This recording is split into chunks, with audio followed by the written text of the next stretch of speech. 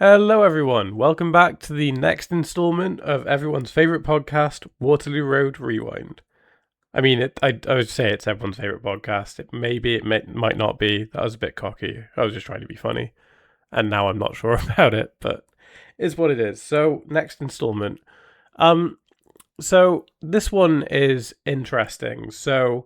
I've been referencing all the way through this podcast series that before Christmas, I was watching the show from the beginning.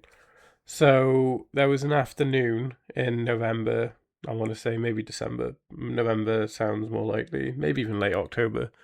Me and my friend had a couple of drinks and we watched Waterloo Road from the beginning.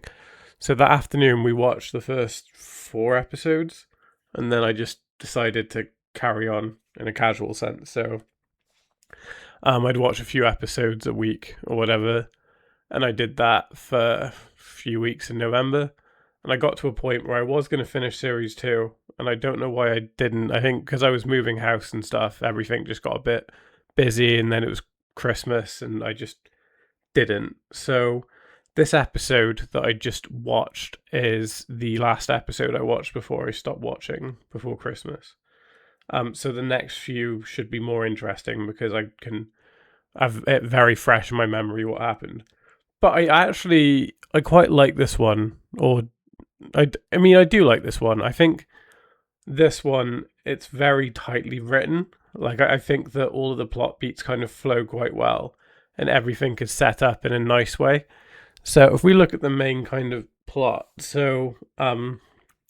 Dante, Chloe, Stacy, and Maxine, and Noel, who, funnily enough, Noel is the same actor who would go on to play Earl Kelly, the most iconic villain in the whole series.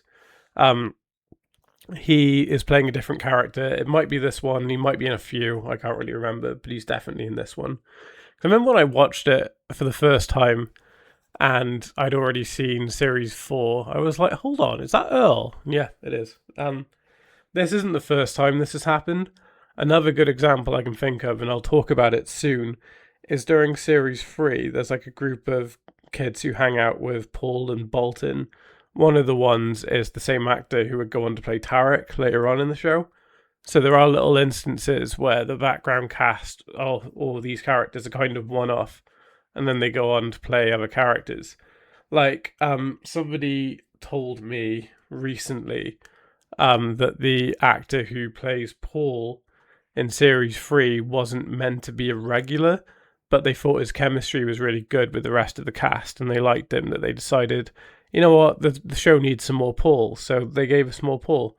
So this kind of stuff does happen. Or, again, different but kind of similar, during series 5, in the first 10 episodes, there's a one-off episode that has Vicky, and it's the one where she's dancing at that club and Chris gets too involved and she threatens him. Vicky was initially a one-off, but then during series 6, she's like best friends with Jess, and she gets her own story arc that leads all the way into series 7. So even though she started off as a one-off, yes, she's still playing the same character, but it's like a season later. Or it's a bit like in the modern show how we had like one appearance randomly of Forrest, and now Forrest is like part of the core cast, or he will be from series 18 because he's like one of the older students, but like him and Declan and stuff appear regularly. So this kind of stuff does happen. So yeah, we kind of had that, and now we've got him as a main. It's like something I think that the original show should have done, and I think it explains exits, is if we think of Waterloo Road, it's a huge comprehensive. Now, the way schools like this work in the UK is that often they'll have hundreds and hundreds of students, even up to 1,000, some of the bigger ones, across like all age groups. So you got to think, Key Stage 3 has got 5 years worth, so year 7, 8, 9, 10, 11. And then you've got the sixth formers, so 12 and 13. But you've got to think, if there's 150 to 200 per year group, that's already 1,000 students. So naturally, class sizes would be 25 to 30. So there would be several different English teachers, there'd be several maths teachers, several science teachers, several art teachers, and so on and so on.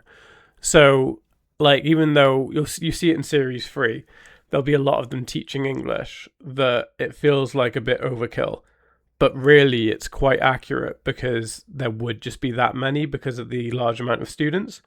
Um, so it's kind of like my headcanon for the first 7 seasons of the show, or even, guess even Scotland, but and the new show, I suppose. But I think it's most prevalent in the original.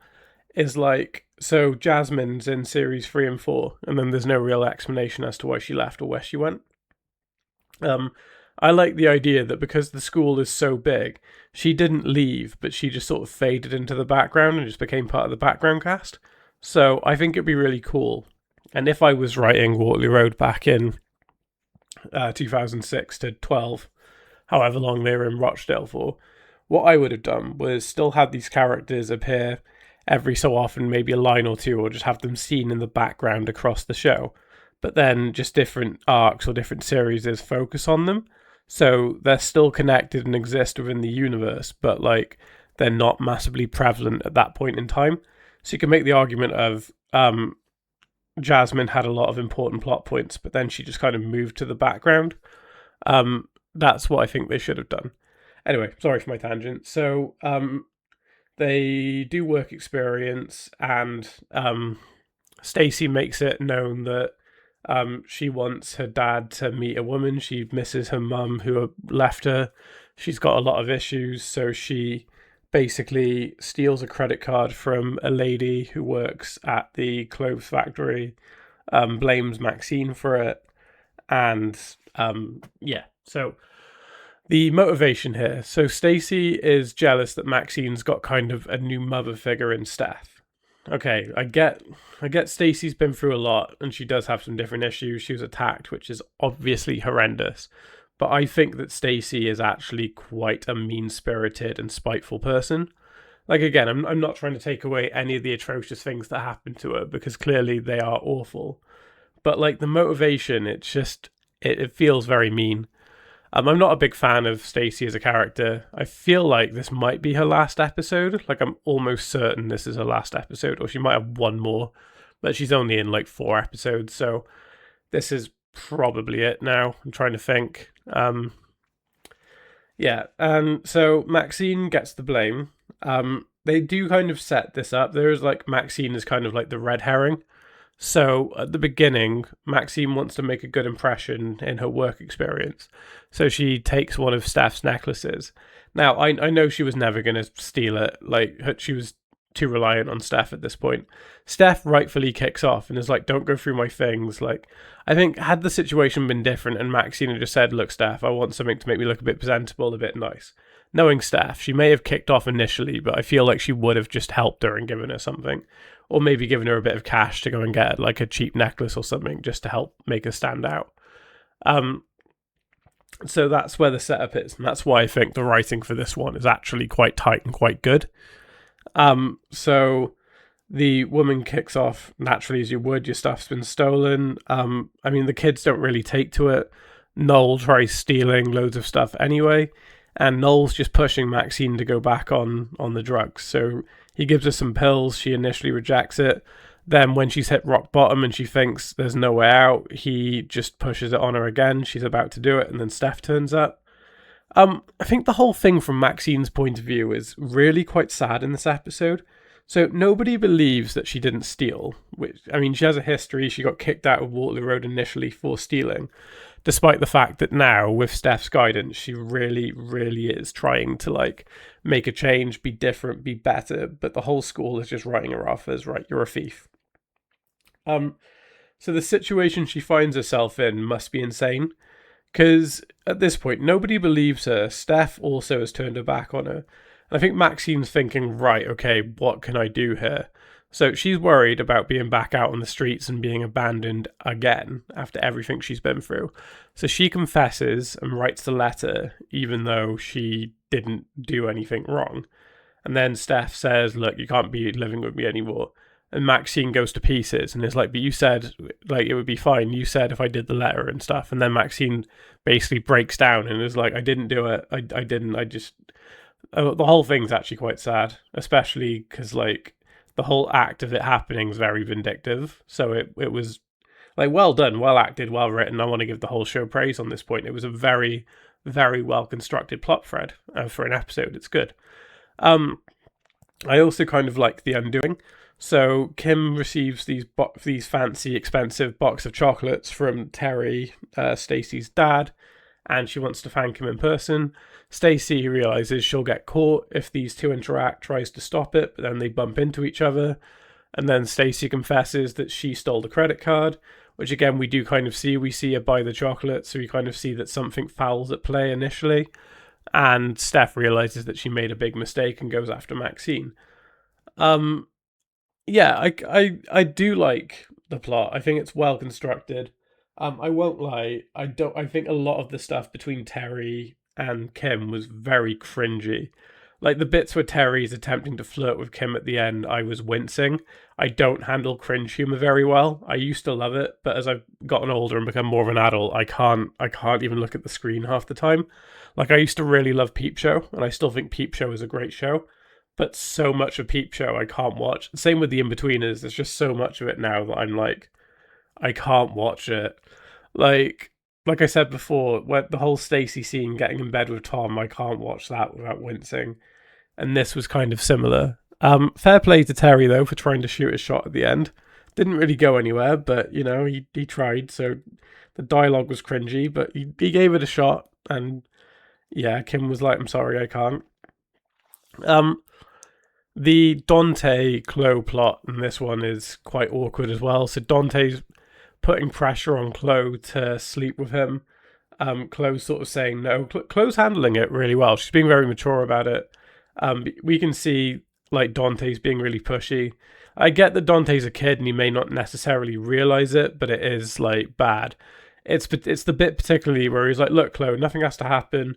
We'll go back. We'll listen to some records. I'm not expecting anything. You're not expecting anything. We'll just chill out and we'll see how things go." And again, that sort of it is pressure and it is pushy, even if Dante can't see it. I really rate the scene at the end where Izzy confronts Dante and is like, "I should punch you," and then basically says what Dante did was the like mental equivalent of basically assaulting Chloe. And I like the realization that he comes to and how sorry he is for how he acted. I think it must have taken so much on Izzy's part because Izzy's not happy with this relationship, but equally she can see how much it's affecting Chloe.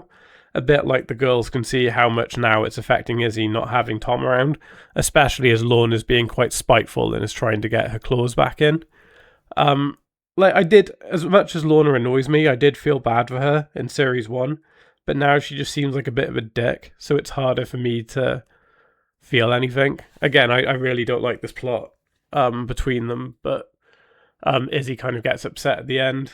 And yeah, like we're getting that much closer now to who will be the new head of Waterloo Road.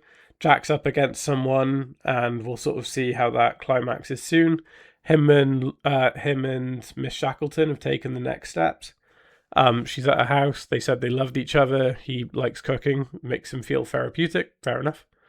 Everyone needs an outlet, so if that works, that works.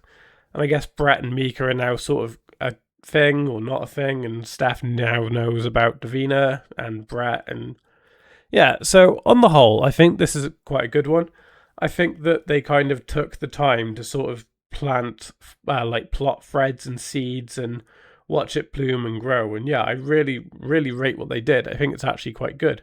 So yeah, I rate this episode. I think it's quite solid. All right, I think I'll wrap it up there. This has been Waterloo Road Rewind. You've had Ollie, and I'll catch you next time.